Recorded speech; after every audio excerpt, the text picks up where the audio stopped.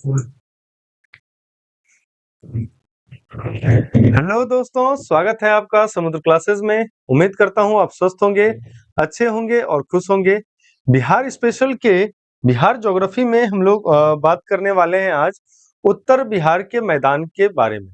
पिछली वीडियो में भी हमने उत्तर बिहार के मैदान के विशेषता बताई थी।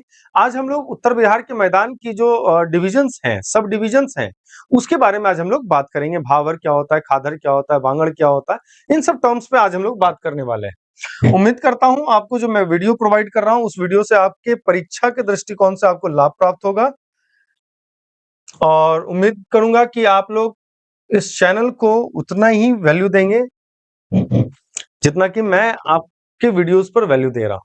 चलिए, कहता है कि जो उत्तर बिहार का मैदान है, नॉर्थ बिहार का, देखिएगा ये मान लेते हैं एक बिहार का मैं मैप दिखा देता हूं आपको पहले।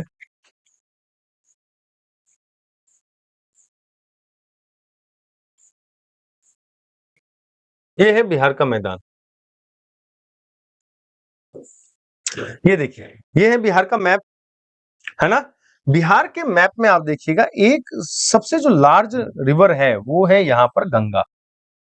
गंगा कलर चेंज कर दूं ताकि आपको विजिबल हो। ये है आपकी गंगा। ये रिवर के ऊपर जो जाते हैं तब कहलाता है नॉर्थ बिहार, नीचे चले आते हैं तो कहलाता है साउथ बिहार। ठीक है। अब नॉर्थ बिहार में अगर हम देखें और साउथ बिहार में अगर हम देखें तो साउथ बिहार में क्या होता है, इधर है आपका क्या कहते हैं इसको, धारावार क्रम की चट्टान है। यह छोटा नागपुर का पठार, ठीक है। और इधर क्या है आपका, नॉर्थ है, नॉर्थ में क्या है, नेपाल है। और इधर आपका हिमालय रेंज, कौन सा रेंज है, हिमालय। यहां पर आपका शिवालिक रेंज हो जाता है, इसके नीचे तराई रीजन हो जाता है, ठीक है। इधर नॉर्थ बिहार आ जाता है, इधर आपका जो है यहां पर आपका विंध्यन श्रेणी आ जाता है, ठीक है। समझिएगा बात को, है ना। ये क्षेत्र हमारा रोहतास और कैमूर वाला क्षेत्र है। इधर गया, जहानाबाद, आपका मुंगेर, जमुई और सब जो क्षेत्र आपको दिख रहे हैं ये आपका छोट धारावार क्रम की चट्टानों से बना हुआ है ना, जो कि छोटा नागपुर पठार का अवशेष है ना। इसको रेसिडुअल हिल्स भी कहते हैं, रेसिडुअल हिल्स। और बाकी जो आपके पास बच जाते हैं ये क्वाटरनरी रॉक्स हैं। ये आपके क्या है, क्वाटरनरी रॉक्स हैं। जब हम साउथ बिहार में आते हैं और साउथ बिहार को देखते हैं तो ये सारा पानी इधर जो साउथ बिहार से गंगा में मिलने के लिए आ रही है, इसका डायरेक्शन क्या है, साउथ से नॉर्थ डायरेक्शन में ट्रेवल करेगी। ध्यान से देखिएगा, साउथ से नॉर्थ डायरेक्शन में ट्रेवल की है तो जितनी भी नदियां होंगी सारी की सारी नदियां क्या होगी, मानसून वाली, मानसून वाली, जिसको हम लोग पेरिनियल भी कहते हैं। क्या कहते हैं इसको, पेरिनियल। पेनिनसुलर, एक सेकेंड, इसको मानसून नदी कहिए, मानसून रिवर, ठीक है। और इधर जितनी भी नदियां हैं नॉर्थ बिहार, जो नेपाल वाली नदियां, हिमालय है, हिमालय में जो नदियां फॉर्म हो रही है वो ग्लेशियर के पिघलने से, ग्लेशियर के पिघलने से, और प्लस में इसका जुड़ जाता है मानसून का भी। इधर तो सिर्फ सिर्फ मानसून वाला पानी वाला है कंडीशन, लेकिन नॉर्थ बिहार को देखेंगे तो ग्लेशियर वाला भी है और मानसून वाला भी है, जिस कारण से सीजन में तो पानी रहता ही है, लेकिन ग्लेशियर के वजह से जो है 12 मंथ तक पानी रहता है, 12 मास जो है इन नदियों में पानी रहता है। और यहां पर मानसून में क्या हो जाता है, तो मानसून में इस रिवर, जितने भी रिवर्स हैं, हर रिवर्स का लेयर क्या होता है, ऊपर उठ जाता है, जिस कारण से फ्लड सिचुएशन बनता है। कैसा सिचुएशन बनेगा, फ्लड का सिचुएशन बनेगा, जिस कारण से देखिएगा कि नॉर्थ बिहार जो है ज्यादा फ्लड प्रोन एरियाज में आता है। नॉर्थ बिहार गंगा के ऊपर उत्तर में जो क्षेत्र है वो खास करके एरिया जो है वो बाढ़ ग्रसित क्षेत्र में आता है, और साउथ बिहार जो है बाढ़ ग्रसित क्षेत्र में नहीं आता है। कई बार ये दिमाग में आता भी है। और दूसरी पॉइंट क्या होती है कि इधर जो है ज्यादा मैदान है और इधर मैदान कम है, ढलान है, पथरीले चट्टान है, जिस कारण से पानी जो है ढल के कहां आता है, नीचे गिर जाता है, गंगा में चली जाती है, जिस कारण से पानी का रुकना थोड़ा डिफिकल्ट हो जाता है। लेकिन जब हम नॉर्थ बिहार की बात करते हैं तो यहीं पर बनता है, चौर बन जाता है, दियारा बनता है, दियारा क्षेत्र बन जाता है, चौर क्षेत्र बन जाता है ना। लोलैंड अपलैंड बनने का कंडीशन होता है। तो जितने भी एल्यूवियल्स यहां पर आएंगे वो सारे के सारे एल्यूवियल्स में क्या होंगे, ग्लेशियर से आ रहा है, हिमालय से आ रहा है। हिमालय पर क्या है, पेड़ पौधे हैं, तो वो जो लेके आ रहा है एल्यूवियल्स, इसके पास क्या होंगे, हम्स होंगे। हम्स मतलब कार्बनिक सब्सटेंस। हम्स मतलब क्या कहते हैं, जिसको हम लोग कार्बनिक सब्सटेंस कहते हैं। अब कार्बनिक सब्सटेंस क्या होता है, सड़े गले पेड़ पत्तियों पौधों के जो अवशेष होते हैं उसको हम्स कहते हैं। जिस कारण से जो उसका कलर होता है वो कैसा होता है, काला कलर का होता है, जिसको कहते हैं हम लोग हम्स, उसमें प्रेजेंट है, कार्बनिक मटेरियल प्रेजेंट है, जिस कारण से 12 माह पानी होता है और 12 माह इसमें डिपोजिशन होता है।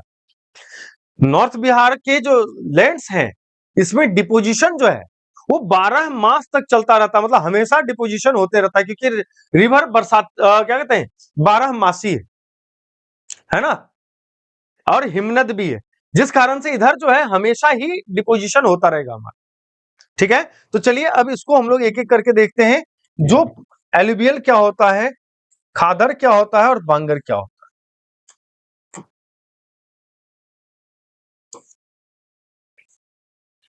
है। कितना ऊपर आ गया, पूरा ऊपर ही आ गया।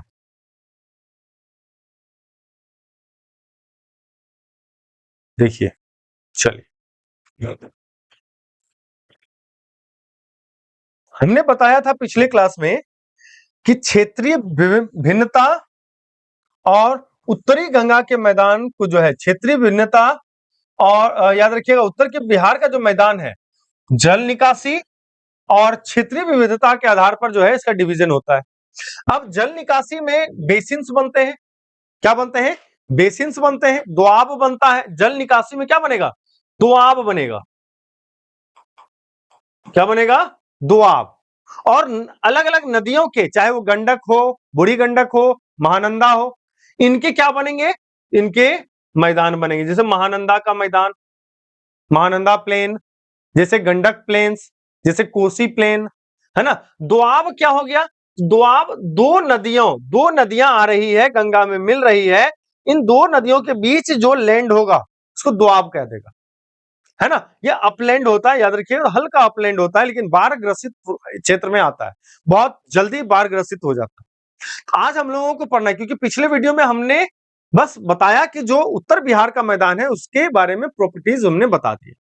आज हम लोग पढ़ेंगे कि क्षेत्रीय भिन्नता के आधार पर जो है उत्तरी गंगा के मैदान को कितने भागों में बांटा गया है, 4 भागों में बांटा गया।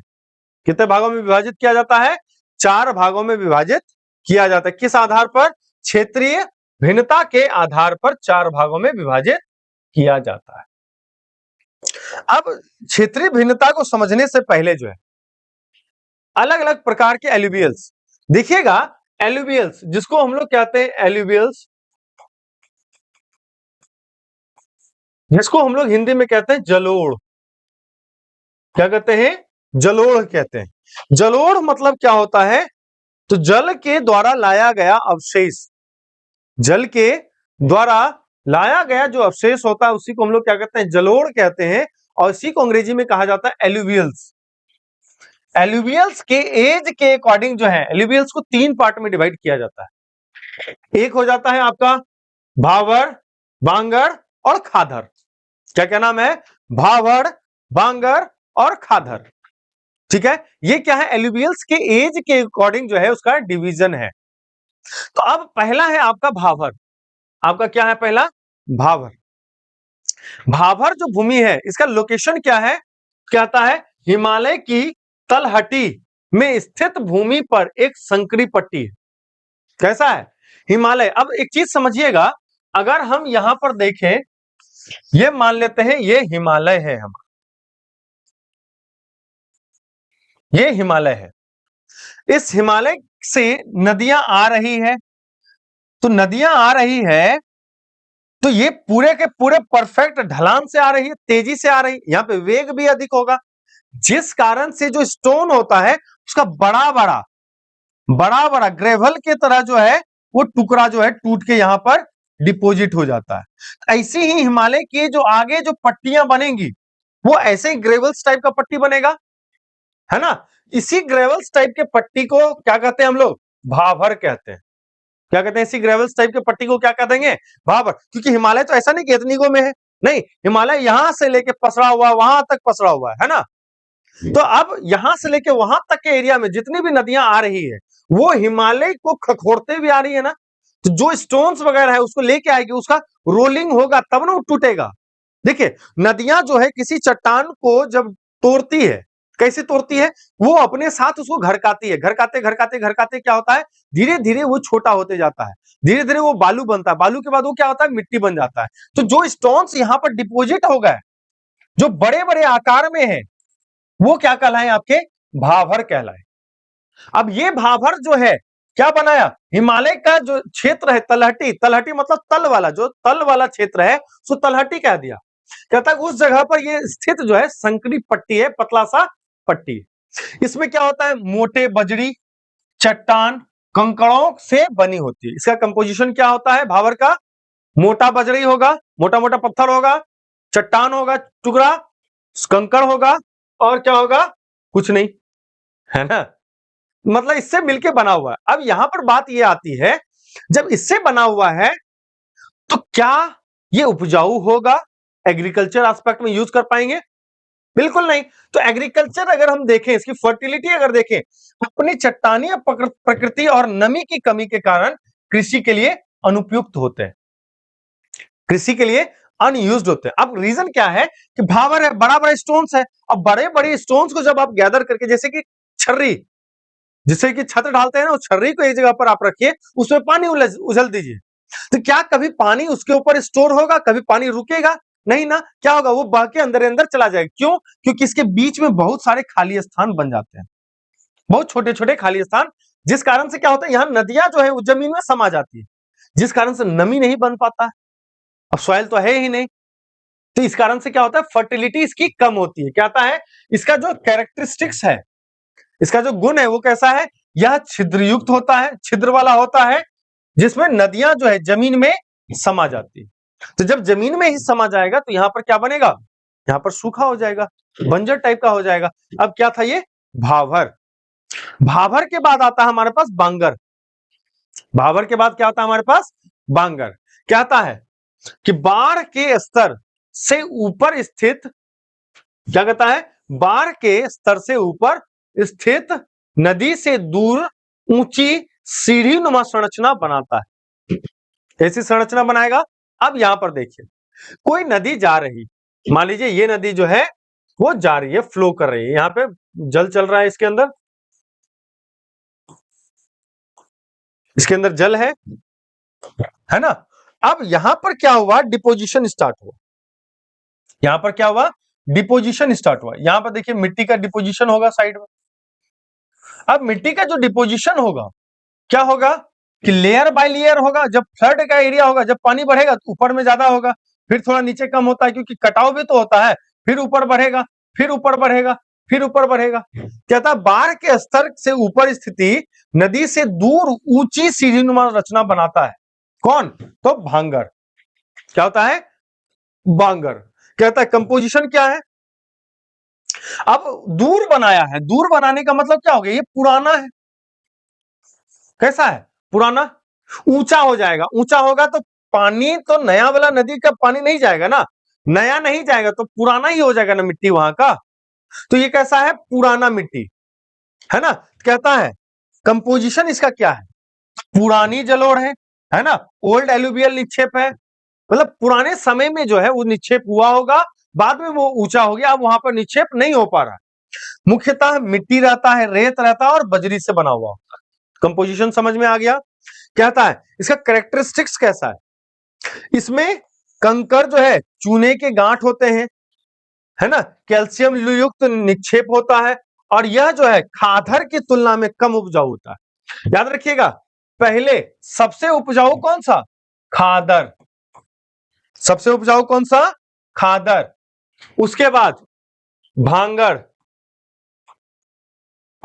उसके बाद भावर। याद रखिएगा, खादर सबसे अधिक उपजाऊ है, उसके बाद भांगड़, भांगड़ सबसे अच्छा सबसे सस्ता वाला, उसके बाद भावर। ठीक है, ये तीनों जो है इसका सीक्वेंस याद रखिएगा तो दिमाग में कभी कंफ्यूजन नहीं होगा। अब अगर हम आते हैं इसका एग्रीकल्चर एस्पेक्ट देखते हैं, इसमें भी एग्रीकल्चर एस्पेक्ट लेकिन लेस फर्टाइल। किससे लेस फर्टाइल है?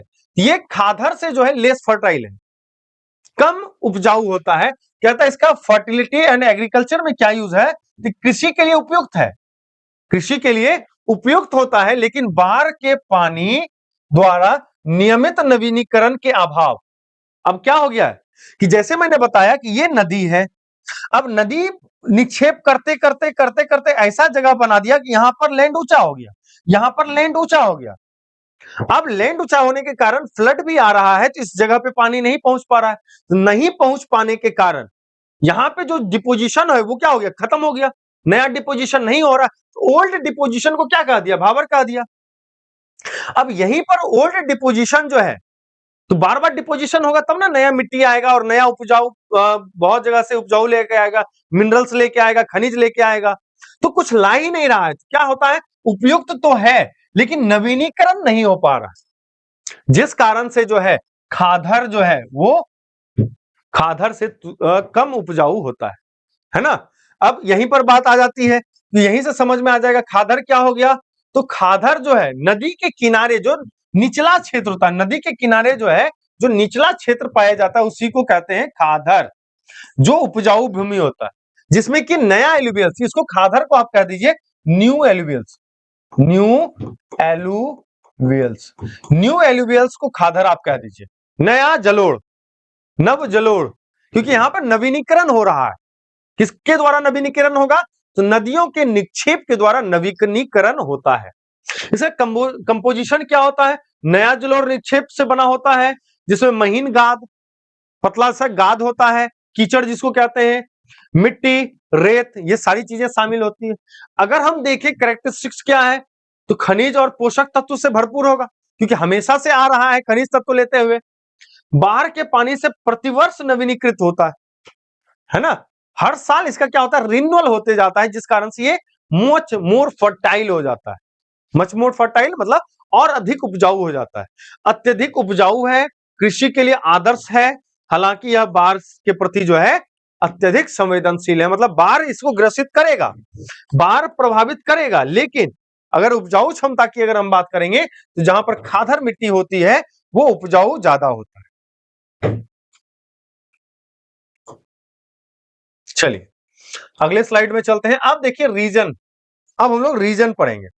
ये तो हमने देखा कि भावर क्या होता है, खादर क्या होता है और बांगर क्या होता है। अब इन रीजन्स के बारे में पढ़ते हैं, बिहार में ये क्षेत्र कहां पर है। तो पहला है आपका बांगर रीजन। क्या आता है? बांगर रीजन। बांगर रीजन क्या है? पुरानी जलोढ़ मिट्टी है, पुरानी जलोढ़ मिट्टी का भंडार है। ये क्षेत्र बार बार आने वाली बाढ़ से मुक्त होता है ना। मैंने बताया कि जो पुराना जलोढ़ होगा वो बार बार जल से मुक्त रहेगा, और यह जो है बिहार के कहां पर है? उत्तर पश्चिम भाग में। कहां पर है? तो नॉर्थ वेस्ट में है। कहां पर है? नॉर्थ वेस्ट स्टेट में है। अब नॉर्थ वेस्ट जगह पर है, तो नॉर्थ वेस्ट कहां पर? बिहार में। सीधा दिमाग में आएगा पश्चिमी चंपारण वाला क्षेत्र चल जाइए ना, नॉर्थ वेस्ट तो उधर ही आता है ना आपका। तो दिमाग में मैप और उसका डायरेक्शन याद अगर हो गया तो समझना आपके लिए बहुत आसान। अगर मैप याद नहीं हुआ, उत्तर पश्चिम और पश्चिम दक्षिण करते रह जाएंगे और आपका क्लियर होता जाएगा। दूसरा क्षेत्र है भावर क्षेत्र। क्या है आपका? भावर क्षेत्र। भावर नया एलुवियल होता है, निचले हिमालय और शिवालिक पहाड़ियों का दक्षिण का क्षेत्र है। भावर क्षेत्र कौन सा है? कौन सा है? हिमालय का जो है निचला क्षेत्र और शिवालिक पहाड़ियों का दक्षिण का एक क्षेत्र। शिवालिक पहाड़ी कहां है? पश्चिमी चंपारण वाले क्षेत्र में। इसका दक्षिण वाला भाग जहां पर के तराई क्षेत्र पाया जाता है, जहां पर तराई बेल्ट होता है, तराई बेल्ट होता है, है ना? वो कौन सा भावर रीजन है आपका, जिसमें मैंने बताया भावर में क्या होता है, मोटा मोटा बजरा जैसा पत्थर जैसा होता है ना, स्टोन्स, कहता है भावर इज रीजन। तो यह बिहार के उत्तरी भाग में पश्चिम से पूर्व तक लगभग 10 किलोमीटर चौड़ी एक संकीर्ण पट्टी के रूप में स्थित है। मतलब क्या हो गया, ये यदि हमारा बिहार है, समझिएगा, ये बिहार है तो उत्तर भाग में है, नॉर्थ में है, मतलब नेपाल से सटा हुआ होगा। तो नेपाल से सटा हुआ अगर आप डिस्ट्रिक्ट याद रखे हुए हैं तो समझ में आ जाएगा, पूर्वी चंपारण, पश्चिमी चंपारण, मधुबनी, है ना, ये सब सारा चीज है अपने अपने पास। तो कहते हैं ये नॉर्थ वाले एरिया में है। अब यहां पर आगे पढ़िए, कहता है पश्चिम से पूरब तक। पश्चिम मतलब पश्चिम किधर है, इधर है, इधर उत्तर प्रदेश है, पश्चिम है। अब पूरब क्या है आपका, वेस्ट बंगाल है। तो ये पट्टी कितना चौड़ा है, कहता है 10 किलोमीटर चौड़ा एक संकीर्ण पट्टी है, 10 किलोमीटर का पट्टी है। कौन सा रीजन है ये, भावर का रीजन है। कहता है इस क्षेत्र में रेत एवं बजरी का भंडार है। जैसे मैंने बताया था भावर क्या है, रेत और बजरी का भंडार है, उपजाऊ कम होता है। अगला है हमारा खादर क्षेत्र। खादर क्षेत्र कहां पर है, इस क्षेत्र में नवीन जलोढ़, नया जलोढ़ मिट्टी आता। मैंने बताया था पहले कि खादर जो होता है वो न्यू एल्यूवियल्स को खादर कहता है। तो नया जलोढ़ जो होता है उसको खादर क्षेत्र में काउंट किया जाता है। बाढ़ के पानी द्वारा लाई गई तलछट और गाद के माध्यम से हर साल क्या होता है, नया जलोढ़ का निक्षेप होता है, नया जलोढ़ का जमाव होता है।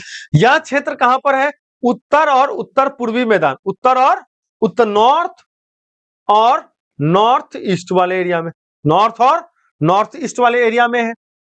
कहता है उत्तर पूर्वी मैदान में पश्चिम में गंडक से लेके, पश्चिम में यहां पर गंडक नदी है ना, पश्चिम में गंडक से लेके पूरब में कोसी तक फैला हुआ है। पूरब में यहां पर कोसी, अररिया सब के पास, पश्चिमी चंपारण से अररिया तक, यहां तक ये क्षेत्र फैला हुआ है। कौन सा, खादर वाला रीजन। कौन सा रीजन है ये, खादर वाला, जहां पे नया एल्यूवियल्स का डिपोजिशन हर साल होते रहता है। ठीक है, अब चौथा डिवीजन इसका है चौर। याद होगा मैंने बताया था कि क्षेत्रीय विविधता के आधार पर जो है उत्तर बिहार के मैदान को 4 भाग में डिवाइड किया गया, 4 सब डिविजन किए गए, भावर, खादर और बांगर। 3 क्षेत्र हो गया, 3 रीजन हो गए। चौथा रीजन है हमारा चौर। क्या है चौथा रीजन हमारा, चौर। चौर को ही कई जगह पर मान भी कहा जाता है। चौर को कई जगह पर क्या कहा जाता है, मान भी कहा जाता है। जैसे बेगूसराय मान, तेतरिया चौर, ये सब अलग अलग तरह के चौर होते हैं। कहता है चौर जो है वो क्षेत्र कैसा होता है, तो निचला क्षेत्र होता है। कैसा क्षेत्र होता है, निचला क्षेत्र, और ऑक्सबो झील है। कैसा है, ऑक्सबो लेक। ऑक्सबो लेक याद रखिएगा कि नदियां जब आती है और कटाव के कारण इस तरह का एक निक्षेप बना देती है और इस निक्षेप से हट जाती है, दूर हट जाती है, इस निक्षेप से दूर हट के ऐसे नदियां बहने लगती है अलग तरह से, और ये जो बनता है इसी को कहते हैं ऑक्सबो लेक। बात करेंगे ऑक्सबो लेक कैसे निर्माण होता है जब हम लोग बात करेंगे रिवर्स के बारे में, ड्रेनेज सिस्टम के बारे में। ये लो लेइंग एरिया होता है। लो लेइंग एरिया का मतलब कि कुछ ऊंचा भूमि है, जैसे कि ये हाथ देखिएगा, ये ऊंचा है दोनों तरफ, और ये क्या है, लो लैंड है। मतलब यहां पर पानी भरेगा, इसका मतलब यहां पर पानी भरेगा ही, है ना। तो मानसून में हमेशा यहां पर पानी भर जाएगा, है ना। तो देखिएगा चौर में स्पेशली क्या होता है, गेहूं, क्या कहते हैं आपका, मोस्टली जो है चावल का फसल उपजाया जाता है, क्योंकि उसमें पानी स्टोर करने की आवश्यकता होती है। तो वहां पे पानी स्टोर होगा, निचला क्षेत्र होता है। कहता है जो उत्तरी गंगा के मैदान इलाकों में नदियों और अत्यधिक वर्षा से बनी होती है। किससे बनी होती है, उत्तरी गंगा के मैदान में वर्षा से बना होता है और नदियों के द्वारा बना होता है। कहता महत्वपूर्ण जो चौर हैं कौन कौन से हैं, लखानी चौर, जहां कहां पे है, पश्चिमी चंपारण में। सुंदरपुर चौर, पूर्वी चंपारण में। तेतरिया चौर, पश्चिमी चंपारण में। मधोपुर चम्मान, सरैया मान आदि जो है, ये क्या है आपके ताजे और गहरे पानी के महत्वपूर्ण स्रोत, है ना। ये सारे चौर हैं, इंपॉर्टेंट चौर हैं, याद रखेंगे। अगला क्या कहता है, राजमहल पहाड़ियों और कैमूर पठार, है ना। राजमहल की पहाड़ी और कैमूर पठार जो है, इसकी सीमा क्रमशः उत्तर पूर्व, उत्तर पश्चिम में निर्धारित करते हैं। कहां पर निर्धारित करते हैं इसकी सीमा, उत्तर पश्चिम और उत्तर पूर्व में निर्धारित करते हैं, जो गंगा मैदान के दक्षिण से छोटा नागपुर पठार के उत्तर तक स्थित है। मेरे ख्याल से ये था हमारा क्षेत्रीय विविधता के आधार पर, क्षेत्रीय विविधता के आधार पर उत्तर बिहार के गंगा के मैदान का सब डिवीजन। कल हम लोग बात करेंगे कि नदी के द्वारा जो दोआब और जो बेसिन, नदियों का जो मैदान होता है, वो जो निर्माण किया जाता है, उसके बारे में हम लोग कल वीडियो में पढ़ेंगे। यदि अगर अभी तक आप इस वीडियो में बने हुए, इसका मतलब है आपको वीडियो पसंद आया होगा। अगर वीडियो पसंद आता है तो आप वीडियो के नीचे सब्सक्राइब का बटन है, उसको पटक के मारिए, तोड़ दीजिए, जो करना है कीजिए, लेकिन उसमें सब्सक्राइब जरूर कीजिए। आपका अगर कोई सुझाव हो तो कमेंट बॉक्स खुला हुआ है, फ्री ऑफ कॉस्ट है, आप कमेंट करके बता सकते हैं, कोई सुझाव दे सकते हैं, किसी चीज के बारे में आप बता सकते हैं। और साथ ही साथ अगर हमें अप्रिशिएट करना है, अगर आपको अच्छा लगता है तो आप अप्रिशिएट कर सकते हैं। तो अप्रिशिएट करने के लिए एक लाइक का बटन है, उसको आप प्रेस कर सकते हैं। तब तक इस वीडियो को अच्छे से देखिए, एंजॉय कीजिए, खुश रहिए, मजे में रहिए। जय हिंद, जय Bharat, thank you so much.